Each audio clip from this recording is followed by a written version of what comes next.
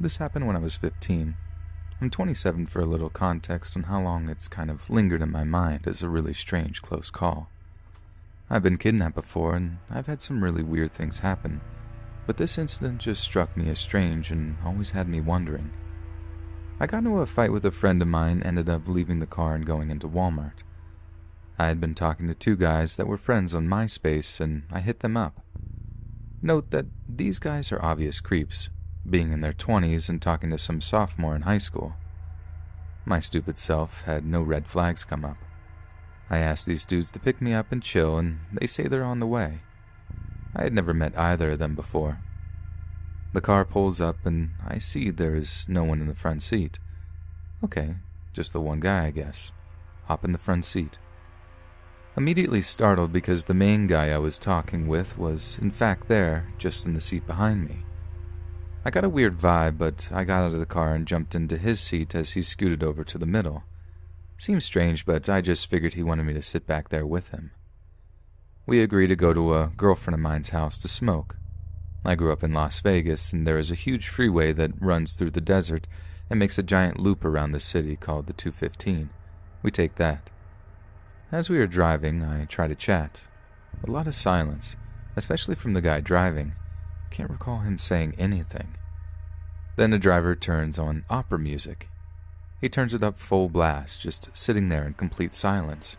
It was painfully loud and drowned out any talking. I was pretty weirded out, but we made it to my friend's house after a long drive and kind of tried to put it to the back of my mind. As we sat with her and her boyfriend taking rips, I became more and more paranoid. The guys were still quiet and weird, and I don't remember most of the awkward conversation they made, as little as there was. It was mostly me, her, and her boyfriend talking. As we left, I got a strange feeling I might die that night. I looked at my friend, and I was so out of it I was trying to give her hints that I was scared. I said, "Okay, well, if I never see you again, I love you." She laughs and says, "Of course I'll see you again." I panic a little and text my dad nothing but their license plate number. When I read it the next day, his text just said, "I don't know what this means." We're driving on this new desert freeway around the city, and I'm in the back seat. I'm really high beyond belief, and the guy next to me in the middle seat is just staring at me. I can't bring myself to look at him and just sit there, trying to convince myself to stop being weird. I'm thinking, "You're high. Just do it. Just kiss the guy." I began to, and the friend starts blaring this freaking opera music again. We're out in the middle of nowhere, and I'm making out with this guy in his 20s. We're about 15 miles from where I was saying to drop me off. All of a sudden, on this lonely desert highway, we pull off on a lonely desert road. I immediately begin to flip out. I start screaming and yelling and pushing the guy off of me and asking where he thinks he's going. He just responds, "Oh, wrong exit." And they begin to try to calm me down. Wrong exit? There's nothing for miles in any direction. The opera music continues to blare. They eventually drop me off at the same Walmart in the middle of the night. I call my mom and am picked up and grounded. Didn't really care. They were bartenders, and as long as you're in the door by 1 a.m, no one knows the difference. I began to convince myself that I was just high and it wasn't really a big deal. These guys were just weird, and I was just really paranoid.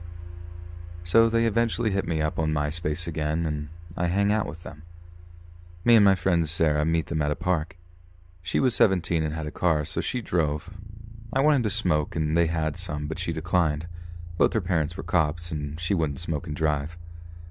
I take a hit, and I think they were either counting on me being alone or her doing the same, because I was definitely drugged, and I'm very well versed in basically anything you can think of now, although I will say I'm about 5 years clean of anything hard. I just have a drink or two after work these days. But immediately I felt strange, incredibly strange. I was drooling and having some serious trouble speaking or walking. Sarah got me out of the car and began to try to walk me to hers down a short street. I was walking like my legs were stuck in mud. I kept laying on the sidewalk, and when I would close my eyes, I was seeing patterns of tiny ponies in red and blue. She kept having to get me up and try to walk me to the car. My guess is what should have taken a minute or two lasted for at least a half hour. I was completely incapacitated.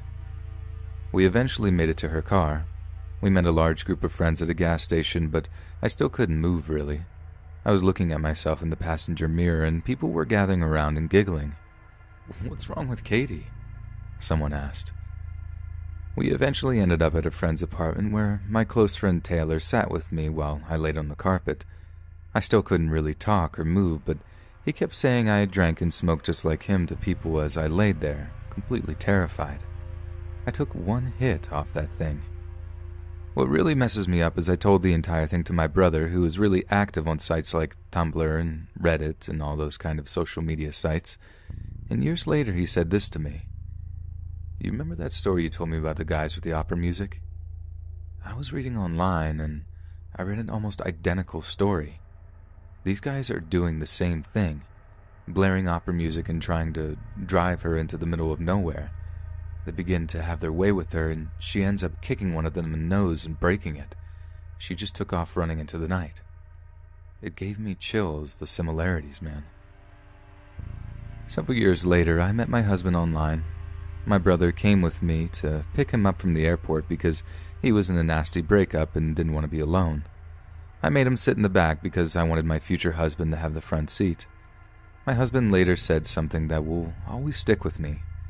He said if you have a strange person in the car, you have them sit next to the driver and someone sit in the seat behind them, so they're easy to attack and subdue if needed, exactly like those two men did with me. They might not have counted on me getting into the back seat instead, and it also means they planned out one sitting in back unless they were just incredibly weird. They stopped somewhere and he got out of the passenger seat and sat in the back for a reason. I always wondered if I was face to face with a couple of budding serial killers or something. They kept at it, but my dumb luck kept messing it up. Getting in the back seat, flipping out, designated drivers, etc. Maybe if they had been a little more confident in the beginning, I wouldn't be able to type any of this. Now I know MySpace doesn't exist anymore, but I know that there's a lot more social media out there, so please, do be careful.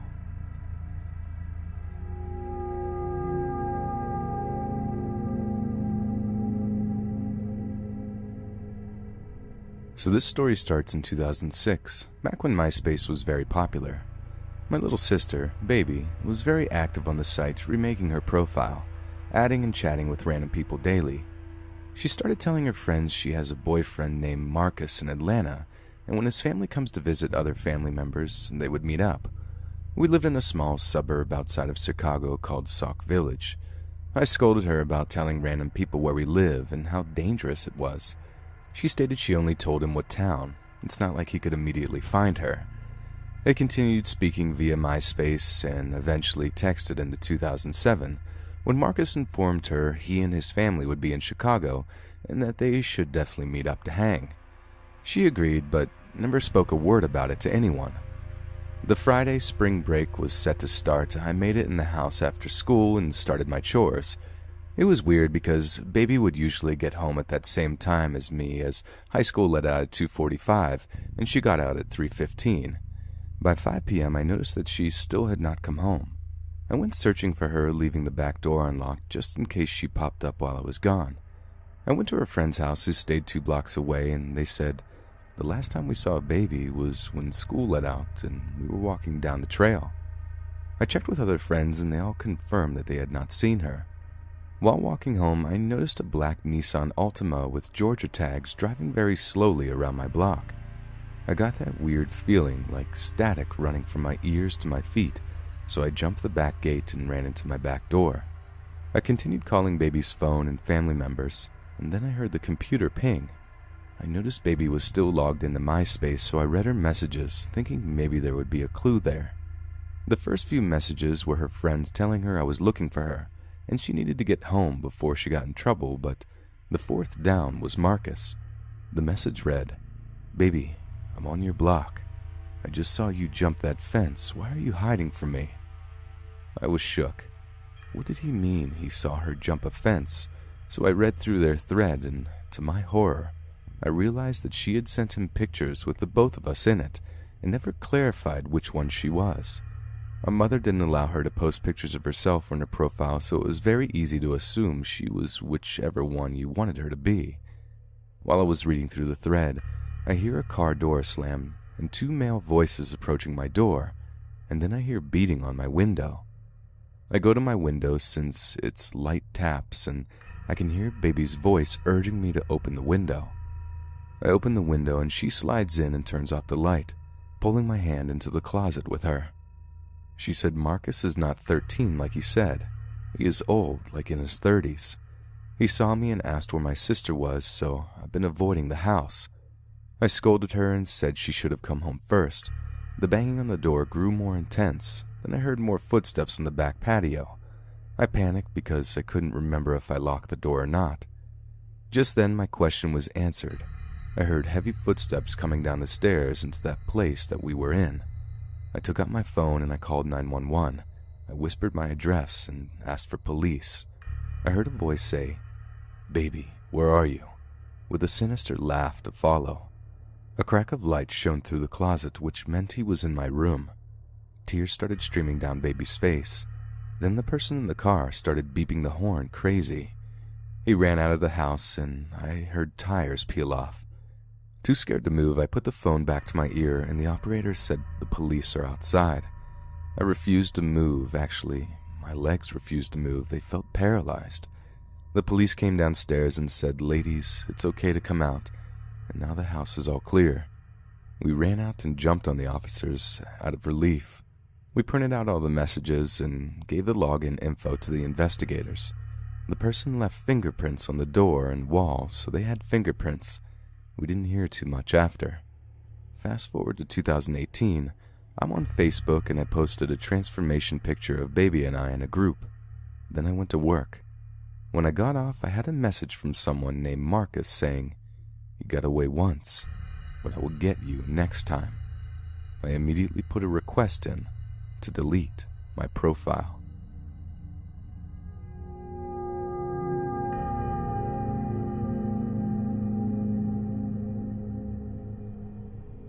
This happened to me when I was 11, or if you will, in 2005. In what was a usual summer day for me, I got up at about noon, went on a bike ride with my brother, then came home and spent most of the remaining daylight in our above-ground pool. We were well off, but by no means rich. So as I was relaxing for the night and intent on spending the rest of the night playing video games, I decided to check my MySpace profile really quick and spend some of the energy on my games there. As I finish off my Dog Wars energy bar, I'm fit to close out the browser and head back downstairs to play some PlayStation when I get a friend request. Allie, 13, 3 hours away from nowhere, Kentucky.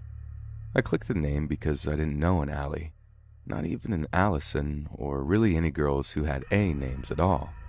She was pretty, and 11-year-old me just scoffed like, why would she want to be friends with me? I almost ignored it. Almost. I accepted the request, and with not much else to do, I sent her a message, asking a simple question like, should I know you from somewhere? She tells me we've not met, but she's friends with one of my friends, Mike. I check out her profile. See, she and Mike share a lot of common interests, are on each other's friends list, so it checks out. I don't message Mike to ask him about her, but I was a very trusting young boy and had no reason to believe she was anything but what she said she was. For the next few weeks, I'd talk to her every night, for less than 3 hours usually. We'd just chat about things, school, music, television, typical kid things. I didn't really think anything about it more than just being MySpace friends, until she said that she liked me. I sort of laughed it off, thinking she just meant like in the way of friends like each other. However, she clarified that she meant she had feelings for me and wanted to meet in real life. She lived pretty far away from me, so I didn't really see how this would be possible. I knew my parents were not about to take me to some girl I'd met online's house. I wouldn't want them to in the first place. They were decent parents and all, and I just never felt like I could talk to them about these kinds of things, so I just sort of shrugged it off. I told her it'd be hard for us to meet because, as much as I like riding my bike, a 3-hour bike ride to a part of the state I'd hardly ever seen before was not something I'd be comfortable doing. She was very understanding and said that she at least wanted to talk on the phone instead of just messages. I agreed, but told her never to call my number and to always let me be the one to call her because I didn't want my parents picking up and asking questions. She understood, and I called her. The first time I got her dad, and he gave me a gruff, "Who is this?" It was weird because I had the phone with me at the computer, and I told her I was calling, and she said she had the phone with her as well. However, I didn't think anything of it at all. I told him it was James and that I was looking for Allie. He told me to hold on a second, and there was a rustling sound on the phone, like someone trying to make it sound like they were handing it over to someone. Again, I didn't really think anything of it, and when I heard a high-pitched hello, I didn't really think anything more of it. We talked for a few minutes, and she said she had to go because her dad was expecting a call as well. I shrugged it off and told her to just message me and we could talk again later. We kept messaging back and forth, and before I knew it, it was almost the end of the summer, and she was not satisfied having not met me in person yet, so she posed an idea. She said there was an end-of-summer event going on at a lake near my house. She said she and her family used to go there sometimes and that she could probably talk them into going there for the event. My family usually went to the area on 4th of July and stuff, and having just had a nice time there in July, it wasn't too hard for me to convince my folks as well. A few nights later, she lets me know that they had agreed and that she was super excited to finally meet me. She told me she was going to kiss me as soon as she saw me, and I just sort of blushed and tried my best to make it sound like it wasn't a big deal, like I was some stud who kissed plenty of girls before, but I wasn't.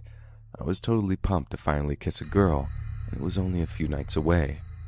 I had a hard time sleeping the next couple of nights.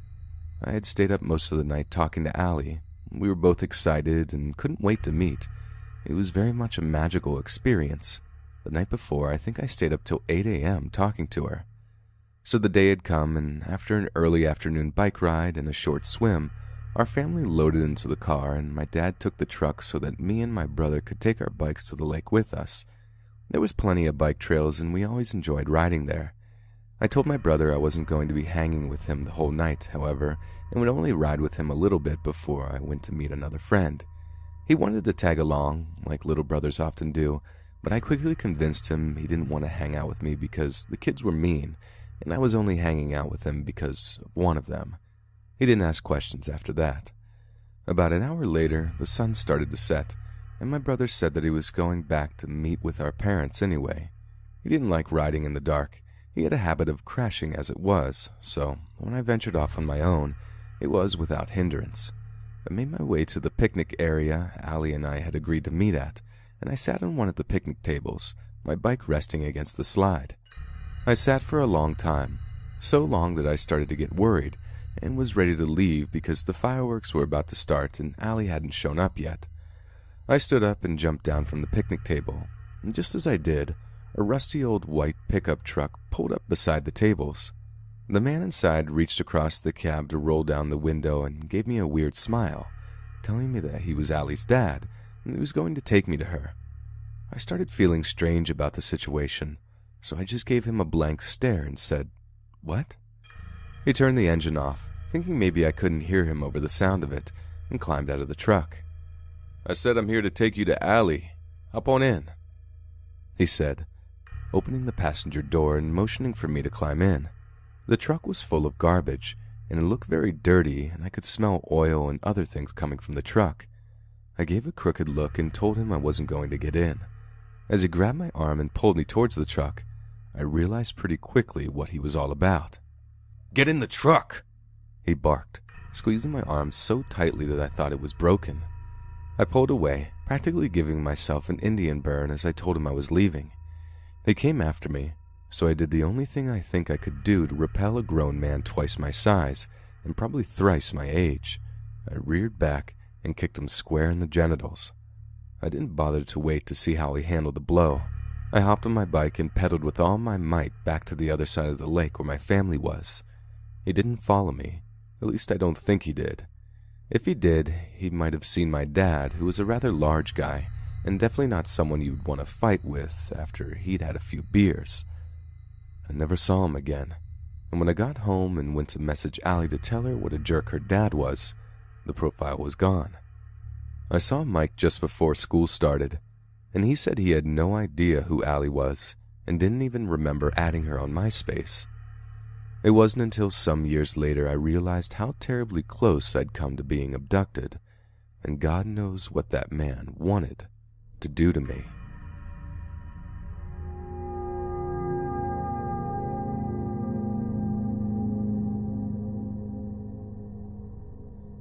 This is a bit of a throwback, 2006 to be exact.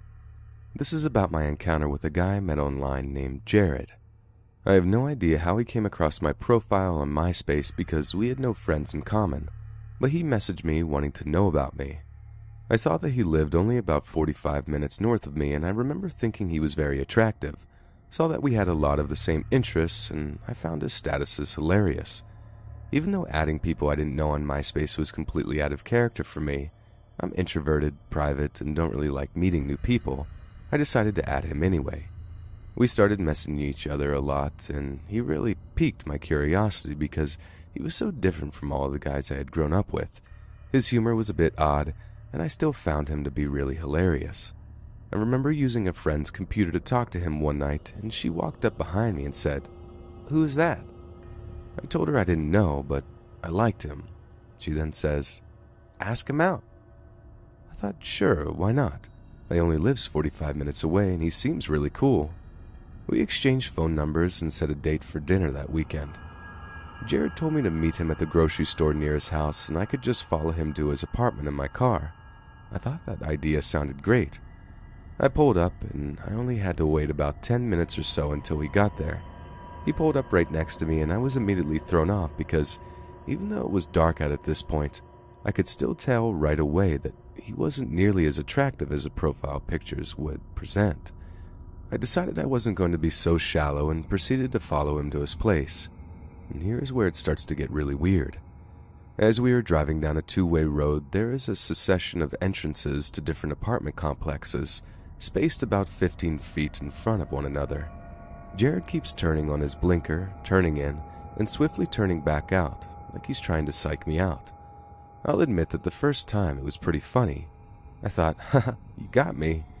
However, that initial feeling quickly fades as he does this for nearly every single entrance on the way to his place, maybe 9 or 10 times. Now I'm thinking, what is he doing? I actually became insulted and thought he was trying to lose me at this point. I kept on having to brake, cars are starting to build up behind me, and it's making the drive take forever because I keep having to slow down for this nonsense. Had I not been a naive 17-year-old, I would have followed my F this instinct and turned around and drove all the way back home. But no, of course not. I chalked all this up to his weird sense of humor and tried to give him a chance. We finally get to his apartment. We have a normal introduction and I walk into his place. It's a typical bachelor pad, I tell myself, as I see the back of his entrance door is entirely covered in naked chicks.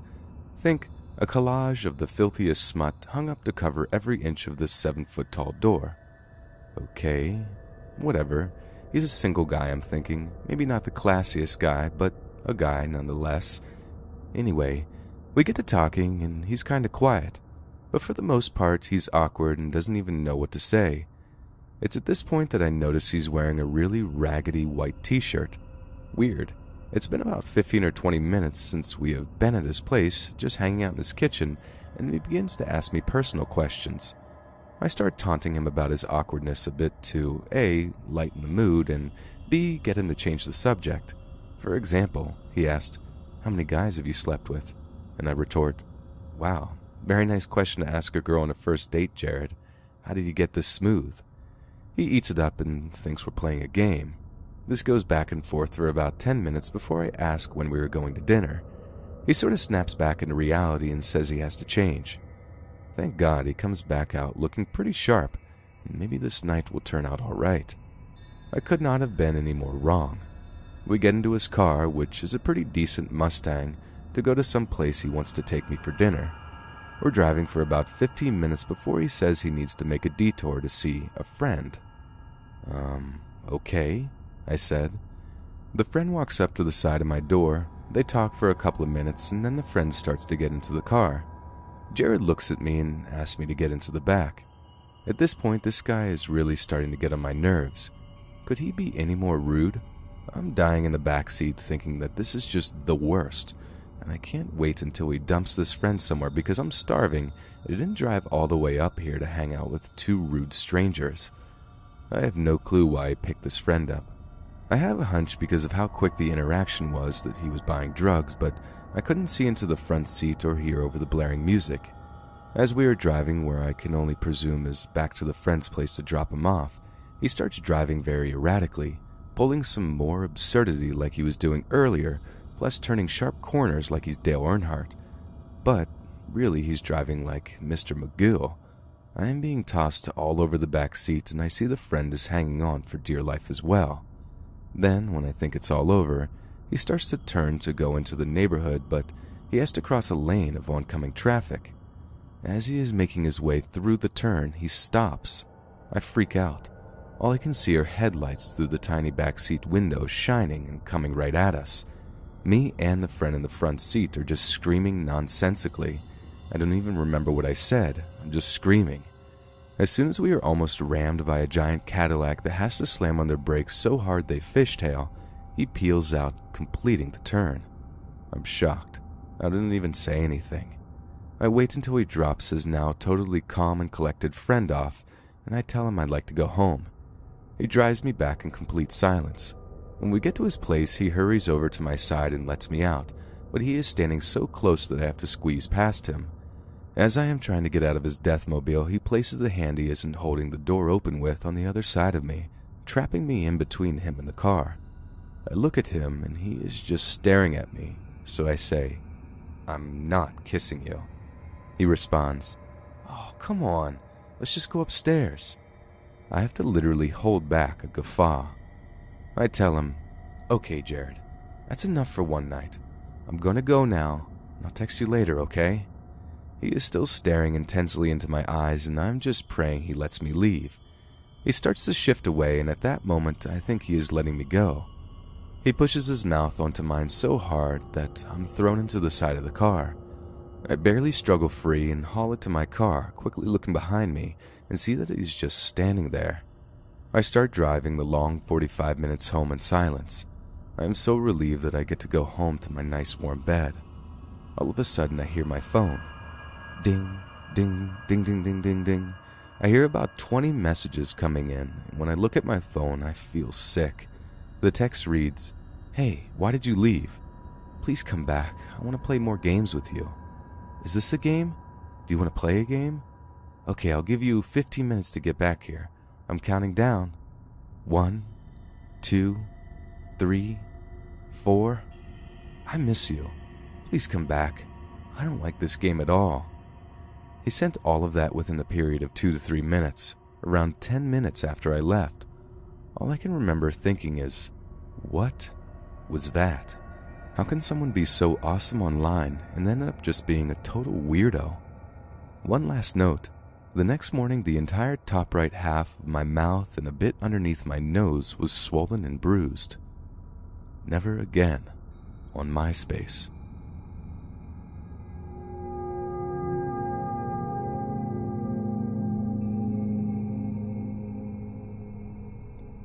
In grade 5, a friend of mine, Chloe, was messaged on MySpace by our mutual friend, Asha. Asha asked Chloe to meet at the park by Chloe's house. Chloe had baseball practice, so she told her, maybe another day. Asha insisted that today was best and she really wanted to hang out, even if it was for just 10 minutes. Chloe told her no again as she was about to go eat dinner, then leave. Chloe thought it was strange that Asha was so persistent, as they had never hung out outside of school, let alone afterwards. The next day, Chloe confronted Asha. "I'm sorry I couldn't hang out yesterday. I had baseball practice. I'm free tonight if you want." Asha was confused.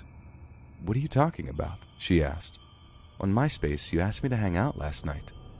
Asha then explained that she didn't message Chloe. Creepier yet, she had recently gotten a new account due to spam she was receiving. The scariest part to me is that Asha had referred to the park by its name, which isn't a very common one. A couple of years later, my friend saw a green van parked on the street that the park was on, with a middle-aged man inside that only showed up during soccer games, and when lots of kids were around and would leave when the kids left. My friend lived across the street from the park and noticed this from her window frequently. Chloe deleted MySpace when she got home. We're not sure if that van and the messenger that night was correlated or not.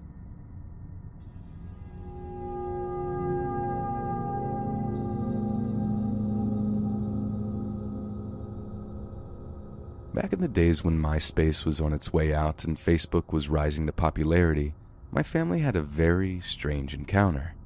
I was in 9th grade at the time, young and quite naive about the dangers of the internet. Just another way of saying that I was friends with just about anyone on MySpace. I remember this guy's page to the letter. His name was Matt. His picture was a guy in an army dress, and he had light blonde hair, brown eyes, and was very pale. He looked to be about 20. In retrospect, what was a 20-year-old doing adding a 13-year-old on MySpace anyways? I thought nothing of it. We never messaged or commented back and forth.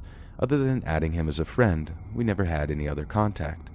Then, late one night, I got a text from a number I didn't recognize with an area code that was very unfamiliar.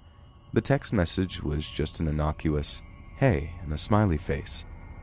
I asked who it was, and I'm told, "It's Matt from MySpace." I ask how he got my number, and I'm told, "You posted it." That was a lie. While I didn't know a lot about internet safety, that was something I knew better than to do. However, just to make sure I hadn't done something so stupid, I combed through all of my bulletins and blogs and found nothing even remotely like that. I never responded after that. And every now and then I would get a text from him. Never anything too weird, just a, "Hey beautiful," or "You're so pretty," or "I really like your new profile picture." And because it seemed so trivial, I never mentioned it to anybody, not even my close friends or sister with whom I am very close. I just wouldn't respond. One day, he sent me a string of texts asking me a few pretty personal questions. I told him to delete my number and not contact me again. After that, I didn't hear from him for about 4 weeks. On that night, he sends me the usual, "Hey, what are you up to?" I go off on him. I tell him he's harassing me, that he's an adult and could get into some serious trouble for what he's doing, and he better drop it and leave me alone for good or I would call the cops. When he didn't respond, I thought I had finally gotten the message across, so I'm getting ready for bed. I had just put on my pajamas when my little sister, 4 years my junior, walks into my room and tells me she had been getting weird texts from this guy who claims I gave him her number. Obviously, it was the same dude. It's always been the running joke that I raised this particular sister, so she calls me her firstborn mother. When she tells me this, protective, maternal, if you will, instincts kick in, and I tell my parents everything and that we need to call the cops. When they get out to file the report, my sister and I have to tell them everything. We show them the old texts and the MySpace pages, and then they set to work. The cops call the police department in the same area code as the guy and report what's going on. They end up arresting some 25-year-old guy who wasn't in the army, whose name was not Matt, and who was involved in some sort of weird ring of people getting phone numbers and sending weird and mildly inappropriate texts to young girls on inappropriate communications, or something like that.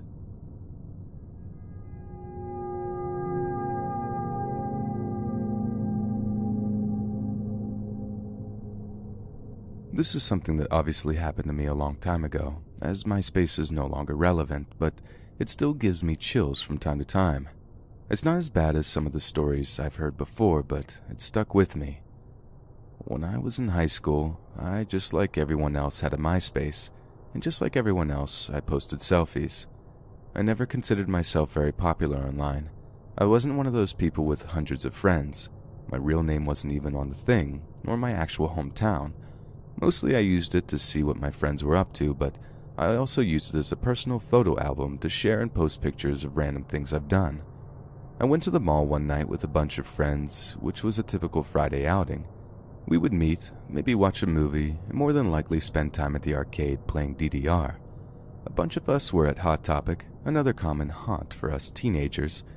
We were browsing their selection, thinking of what outfit would be best to defy our conservative parents when, out of the blue, he arrives. The guy was overweight, slightly taller than me, and obviously much older. He had the look of someone who had never matured past the age of 17, despite being in his mid to late 20s. Why else would he be approaching a 16-year-old in a Hot Topic on a Friday night? The first thing out of his mouth upon seeing me was, "Hey, I know you, Mooney." I stopped dead and stared at him, racking my memory. Mooney was a name that only my friends called me. It was a moniker that I had adopted in high school and was not associated in any way with my name. I thought for half a second that I had met this guy at some anime convention and for some reason he recognized me.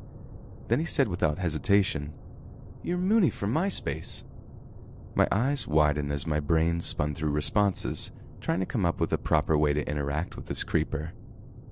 "Oh, are we friends?" I asked him hesitantly. I definitely did not recognize him.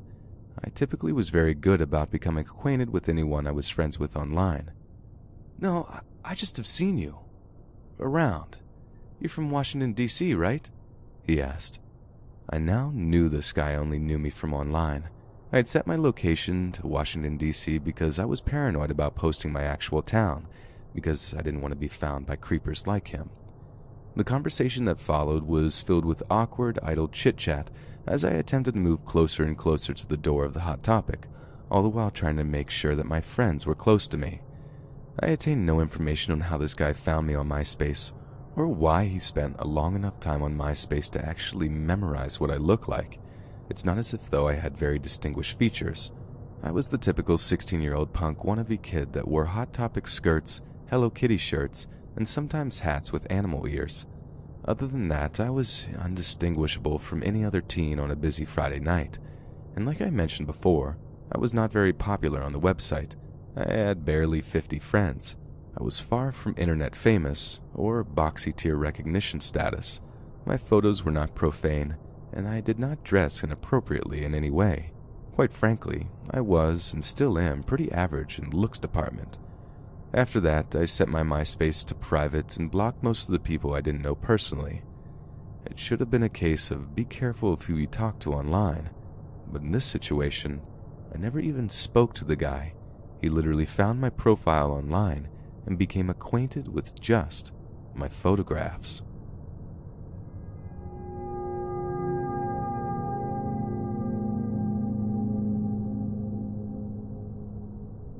This happened sometime back when MySpace was the biggest social network. YouTube was just coming on the scene and I had uploaded some silly videos that I posted on my MySpace profile. At the time, I was a young and slim guy. For those who don't remember the time before Facebook, mostly everyone added anyone who requested them. No one really considered privacy settings. I'm sure there was some who did, but for people my age at the time, we never really spoke of it. It was new and we were naive. Anyway, my profile was public. One day I received a friend request with a message. I accepted first, my first mistake, and then I clicked on their profile to see their pictures. But they didn't really have any, and the ones they did have were of landmarks. The only info I knew was that it was a male in his early 30s. I'm 17 at this time. Well, I clicked on the message and it read something like this. "Hi, I'm new to Houston. I'm not gay, but I have a diverse group of friends and I don't discriminate. You seem really interesting and I'd like to get to know you." And by the way, I am gay and maybe I'm being an a-hole, but I replied that I didn't believe him and that it was weird he was looking for gay friends if he himself was not gay. He replied in defense, and I don't really remember what he said because I knew enough not to give this man the time of day. I should have deleted him, but I didn't, and it wasn't really a problem because we never spoke on MySpace again. Months later, I was coming back from the mall by myself when my car began to overheat. I had a 95 Mazda Millennia that was always giving me problems. I was really far from home and I didn't want to stop. Eventually my car died in the middle of a busy road, so I was stuck there, clueless about what to do. Others were just passing me by. My family wasn't picking up calls and neither were any of my friends. I was freaking out, but after a few minutes I see a utility truck slowing down and a man step out. He offers help and calls me Mr. MySpace. I'm thinking that he tried to make a joke because I'm young and therefore must spend my time on MySpace. He has some gray hair and looks old. I kind of get a bad vibe at this point, but no one else is stopping. Then things get really weird. He says, "You don't remember me, do you?" I say, "No. We're friends on MySpace. You have all those videos on your page. I saw them. I sent you a message about being new and wanting to be friends." At first I didn't remember, but then I thought back and realized it had to be the same guy who sent me the messages with his friend request. I'm getting creeped out at this point. All I can do is say, "Oh?" and smile anxiously. He keeps saying over and over, "I can't believe this is how we meet." He's much bigger than me and could easily take me. He puts his hand on my shoulder and then my back. I don't know what to do. We're looking at my car. I'm trying to keep the conversation about my car, and he's staring at me and says, "You're so cute. We need to go out dancing." I laugh nervously. I don't want to be rude because he's the only one that has stopped to help. Again, he says, "I can't believe this is how we meet." I laugh nervously again. We push the car to the parking lot of the supermarket on the other side of the street. Once we get to the lot, he asks me again if I want to go dancing. His hands are on my shoulder, and I want to run when another car with a young couple pulls into the lot and asks if we need help. He gets ready to answer no for me, but I say yes. They get out, and the man and the creeper look at my car. It's decided that I should leave my car there and then come back for it later with a tow truck and have my dad look at it when he can. The man from MySpace tells the couple thanks, and he's sort of implying he's going to take me home. I'm starting to get scared because I don't want this man to know where I live. I don't know what to do. I know now that I shouldn't have worried about offending the offender, but I was young then. Thankfully, the couple still asks if I need a ride to my house, and I immediately say yes. The man looks surprised as if he thought I should have gone with him. I get in the car with the couple. They tell me that they stopped because they could tell I was uncomfortable. I was so happy that the man never found out where I lived, and that the couple was nice enough to stop and help even when they saw someone else had stopped already and had helped me push my car into the lot. I deleted anyone I didn't know personally from MySpace and set my profile to private from then on. Lesson learned.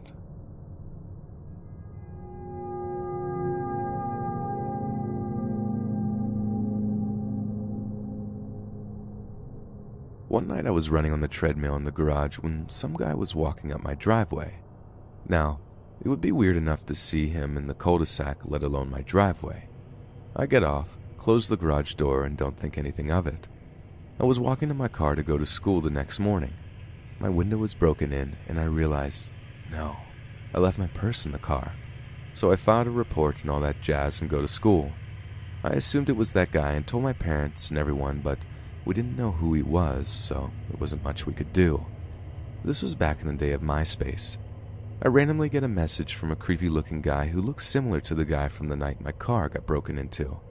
He said that he found my cards on the side of the road and that he wanted to return them. I said, awesome. If my purse happened to show up too, that would be great and no questions asked. He asked where he should send it to, and I said the address on my driver's license that he had. So a week goes by and I'm not thinking anything of it. I get a friend request and message from him. He said, and I kid you not, I wish I could fit in that envelope, as well as how I am beautiful and junk. I accepted his friend request because his profile was private and I was a stupid 16-year-old girl. I clicked on his photos and he has pictures he drew of a gutted, naked woman. I show my dad and he kind of blows me off. The next day, he sends me a message that says, I think we will cross paths really soon. I freak out. I tell my dad that I think he is going to come to the house because he had my driver's license and obviously knew where I lived, even if it was a different guy than the person I saw in my driveway. My dad and mom say, stop worrying, it is no big deal. I just tell them, well, if I go missing, it is. My card showed up eventually, and thank God, I never heard from him again. Hey friends, thanks for listening. Be sure to subscribe and click that notification bell to be alerted of all future narrations.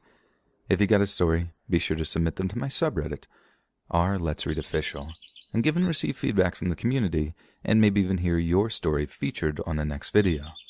And join my Discord to interact with me and other listeners directly. And if you want to support me even more, grab early access to all future narrations for just $1 a month on Patreon, and maybe even pick up some Let's Read merch on Spreadshirt. And check out the Let's Read podcast, where you can hear all these stories in long compilation form and save huge on data, located anywhere you listen to podcasts. Links in the bio. Thanks so much, friends, and I'll see you again soon.